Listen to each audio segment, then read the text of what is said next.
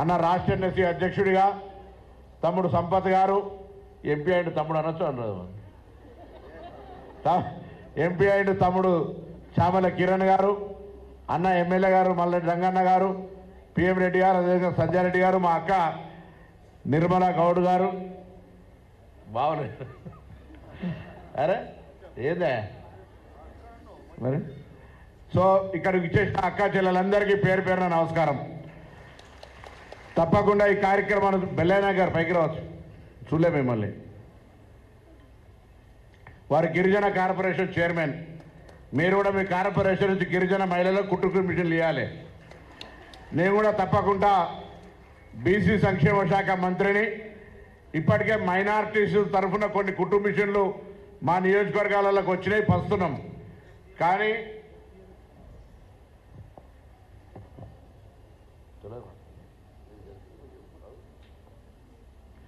తప్పకుండా బీసీ సంక్షేమ శాఖ తరఫున కానీ, ఎస్సీ సంక్షేమ శాఖ తరఫున కానీ, మహిళా సంక్షేమ మైనార్టీ ఆల్రెడీ ఇస్తూ ఉన్నారు, గిరిజన శాఖ తరఫున కూడా, అన్ని శాఖల తరఫున కూడా క్షేత్రస్థాయిలో ఉపాధి కల్పనకు అవకాశం ఉన్న కుట్టు మిషన్ల పంపిణీ కార్యక్రమానికి ప్రభుత్వం అత్యంత ప్రాధాన్యత ఇచ్చి శిక్షణ ఇచ్చి దాంతో పాటుగా మీకు ఉపాధికి అవసరమయ్యేటువంటి ప్రభుత్వం నుంచి ఇస్తున్నటువంటి పిల్లలకు, విద్యార్థులకు బట్టల కుట్టుకు సంబంధించి మేమేమో ప్రభుత్వం నుంచి ఒక పాలసీ తీసుకున్నాం.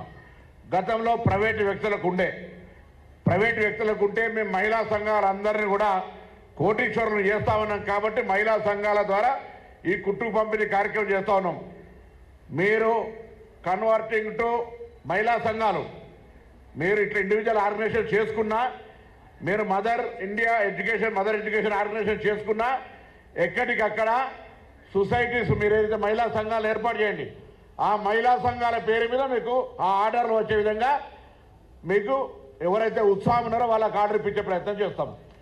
మేము గవర్నమెంట్ బయట వ్యక్తులకు ఇవ్వడానికి సంబంధించి కంటే ప్రాధాన్యత మహిళా సంఘాలకు, మీరందరూ మహిళలు సంఘాలుగా ఏర్పడే అవసరం ఉంది. అలా రాష్ట్రం మొత్తం మహిళా సంఘాలకు సంబంధించి వడ్డీ లేని రుణాలతో పాటుగా ఈరోజు మహిళలు స్వయంగా సోలార్ 4 కోట్ల రూపాయల మండల సమైక్యలు పెట్టుబడి పెట్టి మహిళా సంఘాల ద్వారా విద్యుత్ ఉత్పత్తి రంగంలోకి తీసుకొస్తా ఉన్నాం.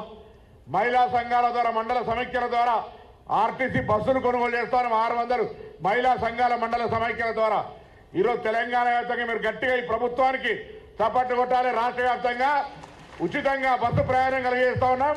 కొద్దిగా బస్సులు ఇబ్బంది అయిందని మహిళా సంఘాల బస్సులే కొంటా ఉన్నాం. కొత్తగా వేరే బస్సులు 1600 బస్సులు కొని 3000 మంది నూతన రిక్రూట్మెంట్ చేసుకుంటున్నాం. ఈ విధంగా తెలంగాణ ప్రభుత్వం ప్రజాపాలన ప్రభుత్వం ఏర్పడిన 48 గంటల్లో మహిళలకు ఉచితంగా బస్సు ఇచ్చినాం. ఇవాళ మీరు 200 యూనిట్ల కరెంటు ఫ్రీ. ఎంతమందికి వస్తుందా మరి 200 యూనిట్ల కరెంటు ఫ్రీ? 200 యూనిట్ల కరెంటు ఫ్రీ కాదంటే కొద్దిగా పైసలు వాళ్ళు ఎక్కువ కాసుకుంటారు. ఏసీయో, కూలరో, ఫ్రిడ్జో, టీవీయో. 200 యూనిట్ల లోపల ఉన్నటువంటి వాళ్ళందరికీ రాష్ట్ర వ్యాప్తంగా గ్రామీణ ప్రాంతాల్లో 90% ఉచితంగా వస్తూ ఉంది. నేను అధ్యక్ష వాళ్ళని కోరుతాను, అధ్యక్ష 500 రూపాయల సిలిండర్ల కొంత సమస్య ఉంది. అది కూడా పారదర్శకంగా, ఎందుకంటే కేంద్ర ప్రభుత్వానికి మనం 500కే సిలిండర్ ఇవ్వండి, సబ్సిడీ ముందే కడతామన్నా కూడా వాళ్ళు మన సహకరించని కారణంగా సమస్య ఉంది. దాన్ని కూడా అధిగమించి 500 రూపాయలకే సిలిండర్ ఇచ్చే కార్యక్రమం కూడా ఇబ్బంది లేకుండా చేయాలని ఆలోచనతో చేస్తున్నాం. గ్రామీణ ప్రాంతాల రైతులకు ఇలా 2 లక్షల రూపాయల రుణమాఫీ, సన్న వడ్లకు బోనస్, అన్ని కార్యక్రమాలు చేస్తున్నాం. రేపు పొద్దున ఇందిరామిల్లు ఇవ్వబోతా ఉన్నాం. పెన్షన్లకు సంబంధించి ఒక అంశం పెండింగ్ ఉంది. ఈ రాష్ట్రం ఆర్థిక విధ్వంసమైంది మీకు తెలుసు. రాష్ట్రం గల్లా గురికి ఎక్కి చూస్తే గల్లా ఖాళీ ఉంది. అయినా పాత కార్యక్రమాలను కొనసాగిస్తూ కొత్త కార్యక్రమాలు చేస్తూ ఉన్నాం. తప్పకుండా మేము ఎన్నికలకు ముందు చెప్పిన ప్రతి కార్యక్రమాన్ని అమలు చేస్తాం. విశ్వాసం ఉంచండి మా మీద మనం చేస్తా ఉన్నాం.